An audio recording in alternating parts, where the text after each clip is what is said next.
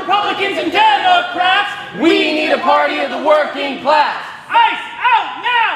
ICE out now! We're outside Seattle City Hall in Seattle downtown, and we just carried out a public comment action, which is going to the city council and speaking during the public testimony section, but not saying things like, oh, city council members, I hope you do the right thing. Please do something about ICE attacks or something for working people. Instead, Workers Strike Back and my campaign organized a public comment where our main task was exposing the fact that the Democratic Party is just as much complicit as the Republicans are in the ICE terror across the nation. We saw Renee Good, being peaceful activist and mother, being murdered by ICE in Minneapolis.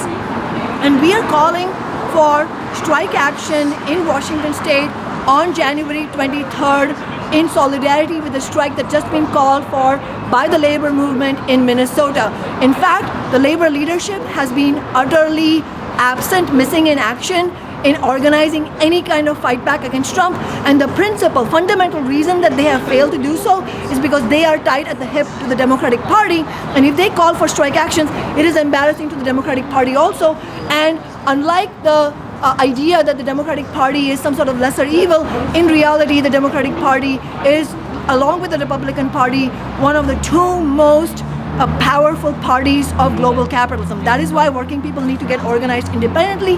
That is why we were here. We shut down the city council meeting. We forced them to leave the dais and slink away to their private offices. We took over chambers, did our own workers council meeting, and we're urging people to come to the Workers Strike Back meeting tomorrow in the Central District in Seattle on Wednesday, 6 p.m., where we are going to discuss how to put pressure on the labor leadership to organize strike action on January 23rd. Solidarity.